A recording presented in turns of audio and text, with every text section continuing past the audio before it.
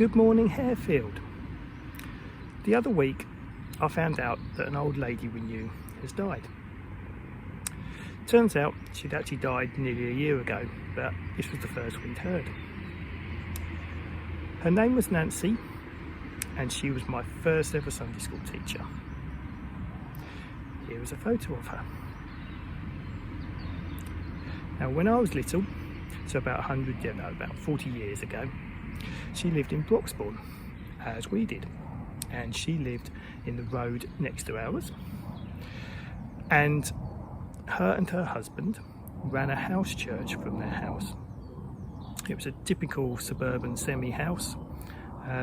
You don't expect to find churches running in those, but she always had a Christian poster out in the front garden for everyone to see. And looking back, it's quite a radical thing, isn't it?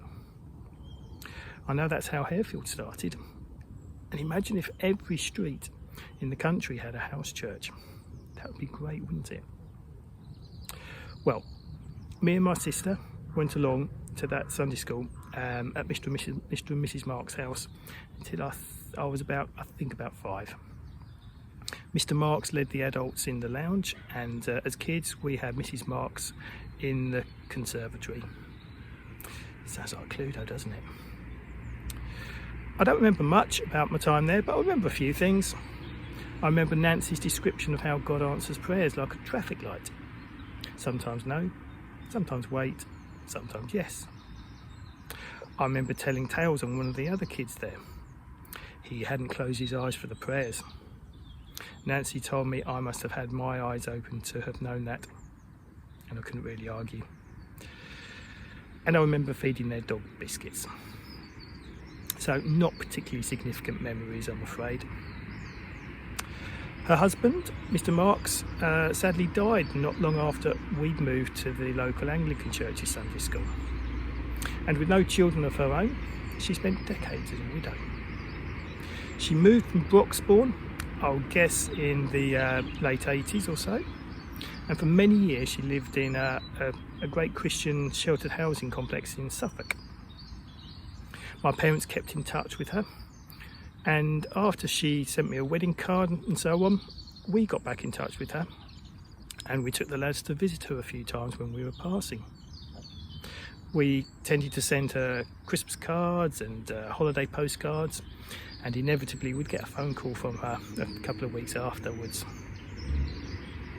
Many widows in her situation would possibly get disillusioned and maybe bitter with what life had dealt them.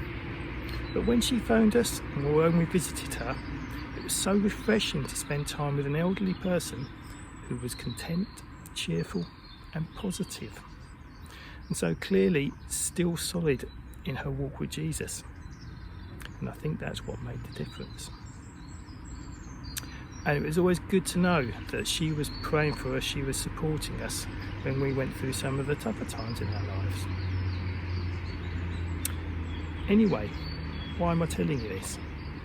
It's not to put her up on a pedestal as an absolutely incredible saint of a person.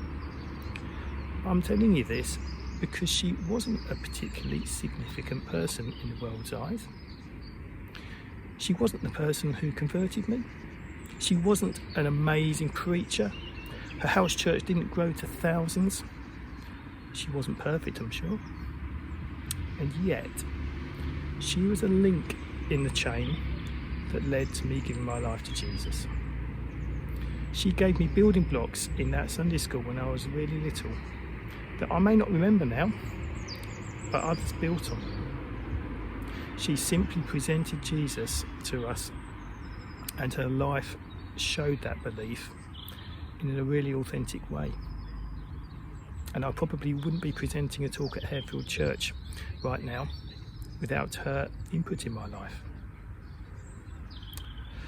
Our slogan at Harefield this year is "Don't despise small beginnings."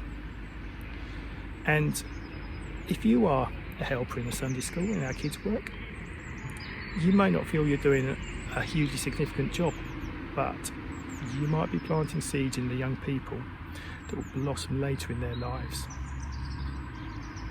If you stand at the front door of Harefield and welcome visitors, you may not convert someone there and then, but your smile and warmth may just prove that these Christians have something worth looking into. It may only feel like little things you're doing, but you never know the effect you may have until you get to heaven. I hope Nancy was encouraged by knowing I'd come to know the same Jesus as she had. And I also hope I will be as cheerful and positive as she was when I'm in my 80s. And I hope and pray that I will still be a great witness to Christ then. Thanks for watching.